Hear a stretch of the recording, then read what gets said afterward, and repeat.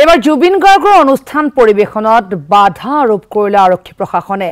ধাৰাপুৰত জুবিন গাৰ্গৰ অনুষ্ঠান পাতিবলৈ অনুমতি নিদিলে আৰক্ষীয়ে পশ্চিম গুৱাহাটী আৰক্ষী আয়ুক্তই বাতিল কৰিলে অনুষ্ঠানৰ অনুমতি আইন শৃংখলাজনিত পৰিস্থিতিৰ দুহাই দিয়ে অনুমতি বাতিল কৰিলে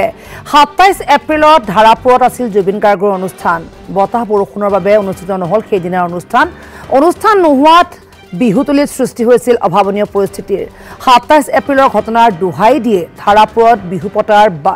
বাধা আৰোপ কৰিছে এতিয়া আৰক্ষীয়ে আৰু ২৫ মে ধাৰাপুৰৰ বিহু অনুষ্ঠানৰ অনুমতি বাতিল কৰিলে আৰক্ষীৰ এই সিদ্ধান্তৰ বিৰুদ্ধে উচ্চ ন্যায়ালয়ৰ কাষ চাপিছে ধাৰাপুৰ বিহু কমিটি জুবিন গাৰ্গৰ অনুষ্ঠানত আৰক্ষীক সুৰক্ষা দিবলৈ উচ্চ ন্যায়ালয়ৰ নিৰ্দেশ কিয় এটা সাংস্কৃতিক অনুষ্ঠানত আৰক্ষীয়ে সুৰক্ষা দিব নোৱাৰে মহানগৰ আৰক্ষীক প্ৰশ্ন এতিয়া গুৱাহাটী উচ্চ ন্যায়ালয়ৰ মুঠৰ ওপৰত এতিয়া অনুষ্ঠান হ'ব নে নহয় সেইলৈ এতিয়াও অৱশ্যে স্পষ্ট নহলেও কিন্তু এটা কথা ঠিক যে এবাৰ জুবিন গাৰ্গৰ অনুষ্ঠান আসলতে পূৰ্বতে হ'বলগীয়া অনুষ্ঠান বাতিল কৰি ২৭ এপ্ৰিল অনুষ্ঠান আহিছিল এক মাহ পিছত ২৫ মেলৈ এতিয়া ২৫ মে অনুষ্ঠানত আৰক্ষীয়ে বাধা আৰোপ কৰাৰ সমগ্ৰ বিষয়টো আহিল আদালতৰ মজিয়ালৈ যা বিচাৰিছে সমগ্ৰ ঘটনাখনৰ সবিশেষ জানিবলৈ আমাৰ সাংবাদিক সতীৰ্থ সাংবাদিক মাধৱ দাসৰ ওচৰলৈ মাধৱ কি আছে সবিশেষ ইতিমধ্যে বিহু কমিটি আদালতৰ দ্বাৰস্থ হৈছে আৰক্ষীৰ পৰা কোনো সকাহ নাপায় দিগধা সঁচাকৈ এটা গুৰুত্বপূৰ্ণ বিষয় আৰু জুবিন গাৰ্গৰ নিচিনা এজন অসমৰ জনপ্ৰিয় শিল্পী আৰু সেই শিল্পীজনৰ এটা অনুষ্ঠান আছিল গুৱাহাটীৰ পৰা কিছু আঁতৰত ধাৰাপুৰত আৰু সেই ধাৰাপুৰত যিটো অনুষ্ঠান সেই অনুষ্ঠানটো পাতিবৰ কাৰণে আৰক্ষীৰ পৰা যি অনুমতিৰ বাবে যিখন পত্ৰ লিখা হৈছিল সেই পত্ৰৰ উত্তৰত মহানগৰ আৰক্ষীয়ে কৈছিল যে যিহেতু যোৱা ২৭ তাৰিখৰ যিটো অনুষ্ঠান সেই অনুষ্ঠান বাতিল হৈছিল আৰু সেই অনুষ্ঠান বাতিল হোৱাৰ পিছত সেই স্থানত ল এণ্ড অৰ্ডাৰ চিটুৱেশ্যন হৈছিল যাৰ বাবে হয়তো তাৰ কিছু লোক আৰু আৰক্ষীৰ মাজত সংঘাতৰ সৃষ্টি হৈছিল আৰু সেই গোচৰটোৰ ভিত্তিত কেইবাজনো লোকক আৰক্ষীয়ে গ্ৰেপ্তাৰ কৰিছিল আৰু সেইটো বিষয়ৰ ওপৰত গুৰুত্ব আৰোপ কৰিয়ে মহানগৰ আৰক্ষীয়ে ধাৰাপুৰত হ'ব লগা জুবিন গাৰ্গৰ অনুষ্ঠানৰ অনুমতি দিয়া নাছিল আৰু যিটো বিষয় সঁচাকৈ এটা আচৰিতজনক ঘটনা আৰু যাৰ বিৰুদ্ধে ধাৰাপুৰ বিহু সমিতিয়ে গুৱাহাটী উচ্চ ন্যায়ালয়ৰ কাষ চাপিছিল আৰু গুৱাহাটী উচ্চ ন্যায়ালয়ৰ কাষ চাপি তেওঁলোকে আজি কিছু সময়ৰ পিছতে এটা গুৰুত্বপূৰ্ণ নিৰ্দেশনা দিছে গুৱাহাটী উচ্চ ন্যায়ালয় আৰু মহানগৰ আৰক্ষীক সেই বিহু অনুষ্ঠানটোত সুৰক্ষা দিবলৈ দিছে আৰু তাৰ লগতে আৰক্ষীক ধমক দিছে গুৱাহাটী উচ্চ ন্যায়ালয়ে যে কিয় আপোনালোকে এটা সাংস্কৃতিক অনুষ্ঠানত চিকিউৰিটি দিব নোৱাৰিব আৰু জুবিন গাৰ্গৰ নিচিনা এটা অনুষ্ঠানক লৈ ৰাইজৰ বহুতো আগ্ৰহ থাকে আৰু সেই অনুষ্ঠানত কিয় চিকিউৰিটি দিব নোৱাৰিব বুলি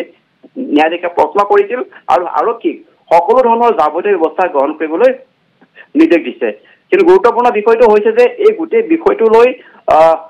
স্থানীয় কোনোবা এটা ৰাজনৈতিক দলৰ কোনোবা নেতাৰ হয়তো প্ৰৰোচনা আছিল যাৰ বাবে এই ধাৰাপুৰ বিহু সমিতিত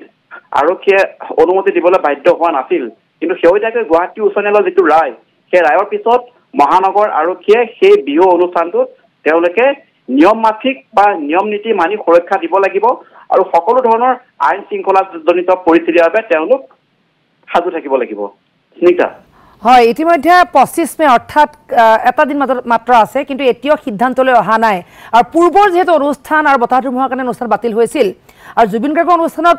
এয়া প্ৰথম ঘটনা নহয় আচলতে মাধৱ জুবিন গাৰ্গৰ অনুষ্ঠান কি অৱস্থাৰ সৃষ্টি হয় সেয়া কোৱাৰ প্ৰয়োজন নাই আৰু শেহতীয়াকৈ যি এই সংগীত অনুষ্ঠানক কেন্দ্ৰ কৰি এক অপসংস্কৃতিয়ে বিৰাজ কৰিছে বিশেষকৈ বোকা ডান্সক লৈ যি এক অৱস্থাৰ সৃষ্টি হৈছে হয়তো আৰক্ষীয়ে চেষ্টা কৰি তেনেকুৱা এটা পৰিৱেশ প্ৰতিহত কৰিবলৈ সক্ষম হোৱা নাই কিন্তু এবাৰ নাছুৰবান্দা কমিটি আহিছে আদালতৰ ওচৰলৈ সঁচা অৰ্থত সকাহ পাবনে তেওঁলোকে কাৰণ এটা দিন মাত্ৰ মাজত আছে আৰু পৰহিলৈ অনুষ্ঠানৰ তেওঁলোকৰ নিৰ্ধাৰিত দিন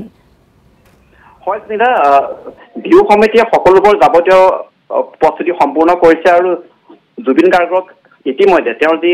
আগতীয়া ধন সেই ধনখিনি দিয়া আছে আৰু তাৰ বাবে সকলোবোৰ পৰিস্থিতিৰ কাৰণে সাজু হৈছে আৰু সকলো ধৰণৰ প্ৰস্তুতি তেওঁলোকে সম্পূৰ্ণ কৰি তুলিছে আৰু তাৰ বাদে জুবিন গাৰ্গৰ অনুষ্ঠানত যি ধৰণৰ পৰিস্থিতি সৃষ্টি হয় সেই পৰিস্থিতি নিয়ন্ত্ৰণ কৰাৰ দায়িত্ব অৱশ্যে মহানগৰ আৰক্ষীৰ আৰু প্ৰত্যেক জিলাতে এজন আৰক্ষী অধীক্ষক আছে আৰু প্ৰত্যেক অঞ্চলতে এটা নিৰ্দিষ্ট অঞ্চলত এখন আৰক্ষী থানা আছে আৰু সেই আৰক্ষী থানাৰ অনুমতি লৈয়ে যিহেতু সকলোবোৰ বিহু পাতিব লাগে আৰু এইবাৰো সেই অনুমতি ল'বলৈ গৈয়ে পৰৱৰ্তী সময়ত তেওঁলোকে গম পালে যে সেই ধাৰাপুৰৰ বিহু অনুষ্ঠানটোৰ কাৰণে আৰক্ষীয়ে অনুমতি দিয়া নাই আৰু তাৰ বাবে তেওঁলোকে অজুহাত দেখুৱাইছে যে 1 মাহৰ পূৰ্বে যেতিয়া সেই অনুষ্ঠানটো বাতিল হৈছিল বাতিল হোৱাৰ সময়ত তাৰ কিছুমান অপ্ৰীতিকৰ পৰিস্থিতিৰ সৃষ্টি হৈছিল কিন্তু কোনো কাৰণতে পূৰ্বতে যদি বিহু অনুষ্ঠান তাত কিবা ধৰণৰ আইন শৃংখলাজনিত পৰিস্থিতিৰ সৃষ্টি হৈছে সেইটোৰ অজুহাতত আৰক্ষীয়ে কেতিয়াও কোনো এটা বিহু অনুষ্ঠান বাতিল কৰিব নোৱাৰিব আৰু তাৰ লগতে জুবিন গাৰ্গৰ নিচিনা এজন শিল্পী যিজন শিল্পীৰ বাবে সকলো ৰাইজে বাট চাই থাকে আৰু তেওঁক সকলোৱে ভাল পায় সেই ধৰণৰ অনুষ্ঠান এটা যদি আৰক্ষীয়ে সুৰক্ষা দিব নোৱাৰে তেনেহলে সেই ধৰণৰ যি সিদ্ধান্তক ৰাইজে কেতিয়াও মানি নলয় আৰু তাৰ বিৰুদ্ধে গুৱাহাটী উচ্চ ন্যায়ালয়ৰ দ্বাৰস্থ হোৱাৰ পিছত বিহু সমিতিক আজি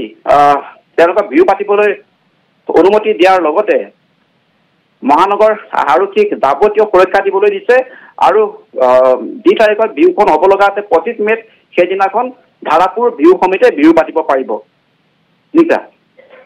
মাধৱ আপোনাক ধন্যবাদ জ্ঞাপন কৰিছোঁ এটা অপেক্ষা 25 তাৰিখৰ দিনটোলৈ জুবিন গাৰ্গৰ এইবাৰ অনুষ্ঠান আচলতে